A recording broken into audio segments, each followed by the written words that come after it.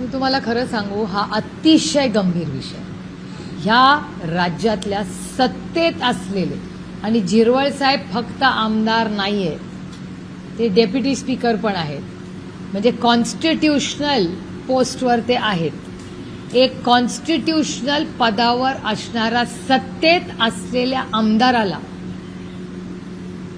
असं वाटणं की इथून आपण उडी मारावी, ह्याचा अर्थ की हे सरकार जाण्याची वेळ आलेली आहे.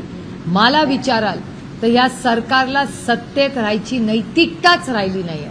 जर सत्तेतला आमदार उडी मारत असेल तर आपण सगळ्यांनी विचार केला पाहिजे की सत्तेमधल्याही लोकांमध्ये किती अस्वस्थता आहे. मी त्या जागे असते आणि माझा कॉन्स्टिट्यूशनल अमेंडमेंट झालेला सत्तेत असलेला आमदार जर अशी उडी मारली असती आणि मी त्या संघटनेत कोणी असते तर मी तर राजीनामा दिला असता.